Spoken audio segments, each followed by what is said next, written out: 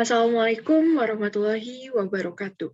Yang terhormat Profesor Dr. Sapria MED, yang terhormat Bapak Dede Iswandi MPD selaku dosen mata kuliah Pendidikan IPS, serta rekan-rekan mahasiswa yang saya banggakan. Selamat pagi dan salam sejahtera untuk kita semua. Sebelumnya, perkenalkan, saya Reisi Syarpina Maharani dari Program Studi PKN, kelas 2021A, Fakultas Pendidikan Ilmu Pengetahuan Sosial, Universitas Pendidikan Indonesia. Video presentasi kali ini dibuat untuk memenuhi salah satu tugas mata kuliah pendidikan IPS. Pada kesempatan kali ini, saya akan memberikan informasi mengenai hasil chapter report dari buku yang berjudul Social Studies Education in South and Southeast Asian Context yang dikarang oleh Kerry J. Kennedy dengan mengambil subbab yang berjudul Perkembangan Pendidikan IPS di Myanmar. Baik, seperti yang kita ketahui, Myanmar merupakan negara berkembang yang terletak di Asia bagian Tenggara. Myanmar juga merupakan negara bekas jajahan kolonial Inggris yang menjajah sekitar 62 tahun dan merdeka pada tahun 1948. Sebelum penjajahan Inggris masuk, sistem pendidikan Myanmar hanya berlaku pendidikan monastik, yaitu sistem pendidikan yang berbasis keagamaan Buddha, di mana pendidikan yang dilaksanakan menggunakan pola in-house education. Dalam hal ini, para biksu dari biara di berbagai daerah mengajarkan penulisan dasar bahasa Myanmar dan sastra Buddhis. Setelah masuknya pemerintahan Inggris, sistem pendidikan Myanmar bergeser dari pendidikan monastik ke pendidikan kelas. Dalam hal ini ditandai dengan menunjukkan bahwa pemerintahan Inggris memperkenalkan mata pelajaran sejarah dan geografi di tingkat sekolah.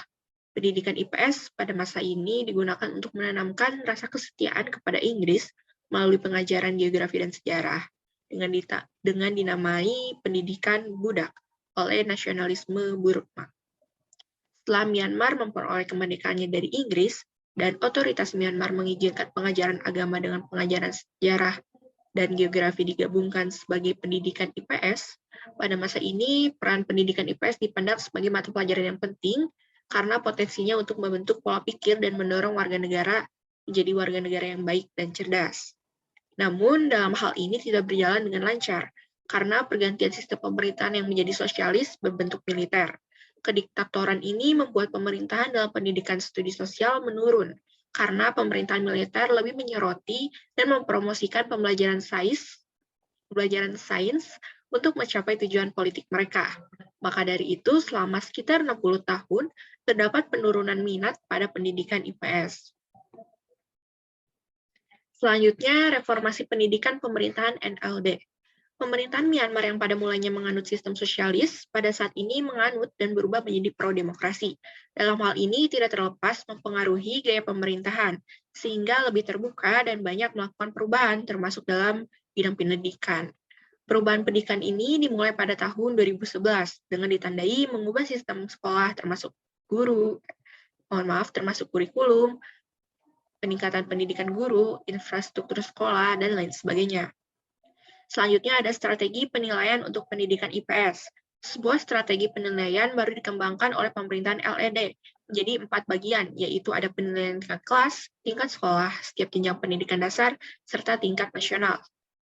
Bentuk penilaian berbagai tingkatan ini termasuk penilaian formatif, diterapkan dalam menggunakan ujian tertulis, ujian semester, memberikan pekerjaan rumah, dan lain sebagainya. Adapun peran pendidikan IPS. Pendidikan IPS mengembangkan ke arah pada upaya pengembangan suasana yang kondusif bagi siswa untuk belajar sekaligus melatih pengetahuan, sikap, nilai, dan keterampilannya selama pembelajaran. Diyakini dapat memotivasi siswa untuk semangat dalam belajar dan dalam rangka mewujudkan warga negara yang baik dan cerdas. Dan yang terakhir, ada persamaan dan perbedaan pendidikan IPS di Indonesia dengan di Myanmar. Persamaannya itu terletak pada tingkatan struktur pendidikan yang hampir sama, sehingga pendidikan IPS ini dibagi dengan jelas substansi masing-masingnya. Misal seperti pada tingkat yang lebih tinggi, pendidikan IPS itu ada mata pelajaran geografi, sejarah, jadi lebih mendetail pembahasannya. Sedangkan kalau di tingkat menengah, itu kayak cuma satu gitu pelajaran IPS. Sedangkan perbedaannya terletak pada penyederhanaan bidang ilmu sosial serta masalah sosial yang disesuaikan dengan ideologi dan tujuan pendidikan sosial antar masing negara. Mungkin sekian hasil chapter report yang dapat saya sampaikan. Mohon maaf apabila terdapat kata yang kurang berkenan. Terima kasih. Wassalamualaikum warahmatullahi wabarakatuh.